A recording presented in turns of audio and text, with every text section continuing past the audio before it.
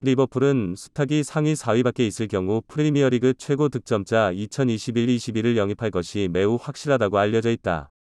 그러나 안필드 이사회는 여전히 토트넘에 개방하여 구매를 요청하고 한국 스트라이커를 리버풀에 초대하기로 결정할 것입니다.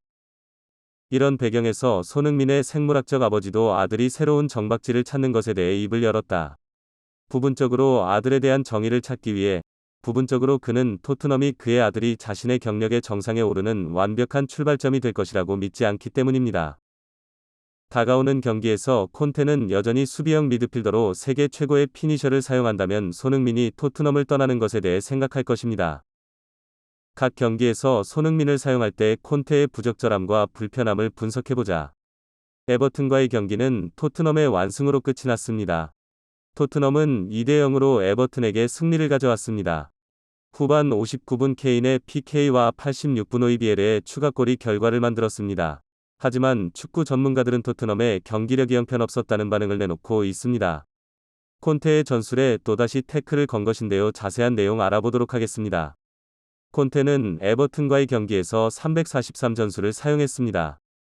하지만 지난 경기와는 전혀 다른 경기 양상이 펼쳐졌습니다. 새 생명 대신 페르시치가 선발되면서 또다시 토트넘의 고질적인 문제가 발생한 것입니다. 페리시치가 선발되고 전반전은 역시나 예상대로 흘러갔습니다. 페리시치는 윙어인 손흥민보다 윗라인이 존재했고 손흥민과의 컷백이 전혀 이뤄지지 않았습니다. 가장 큰 문제는 손흥민과 페르시치가 서로의 역할에 혼선을 겪게 된 것입니다. 페리시치가 손흥민의 역할까지 욕심을 내니 동선이 꼬인 것입니다. 전반전 손흥 움직임은 아주 날카로웠습니다. 필드 곳곳을 누비면서 컨디션이 좋은 듯한 모습을 보였는데요. 손흥민 억제기라고 불리는 페리시치가 선발되자 손흥민에게는 슈팅 기회가 전혀 오지 않았습니다. 결과적으로 득점 없이 전반전이 마무리됐습니다. 지난 경기 새 생명이 선발됐을 때와는 전혀 다른 경기 양상을 보인 것입니다. 지난 경기에서는 빈 공간으로 공을 찔러주면 침투한 손흥민이 슈팅을 하는 모습을 보였습니다. 결과는 아주 좋았습니다. 손흥민이 때린 모든 슈팅은 유효 슈팅으로 연결됐습니다. 물론 손흥민 본인이 멀티골을 달성하면서 토트넘은 승리를 할 수 있었습니다. 하지만 이번 에버튼과의 전반전은 정말 아무런 내용이 없었습니다. 페리시치가 손흥민과 얼마나 합이 안 맞는지 보여준 것입니다. 콘테 감독도 사태의 심각성을 알았는지 후반전에는 포메이션을 바꿨습니다.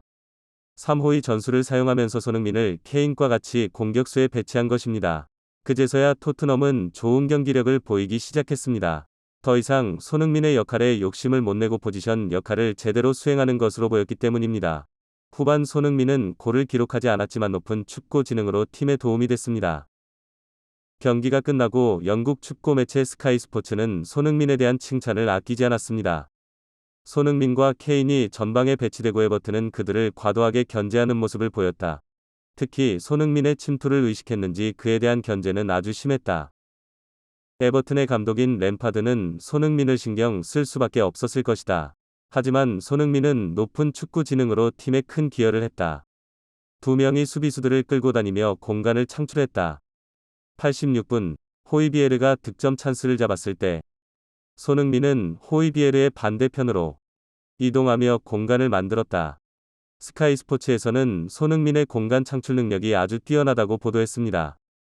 실제로 손흥민은 상대팀 수비수들에게 1순위 경계 대상입니다. 폭발 스피드의 침투를 막기 위해서는 경고 카드를 받을 수 있다는 리스크를 안고 태클을 사용해 저지할 수밖에 없기 때문입니다. 지난 프랑크푸르트와의 경기에서는 손흥민을 막기 위해 태클을 건 선수는 퇴장을 당했습니다.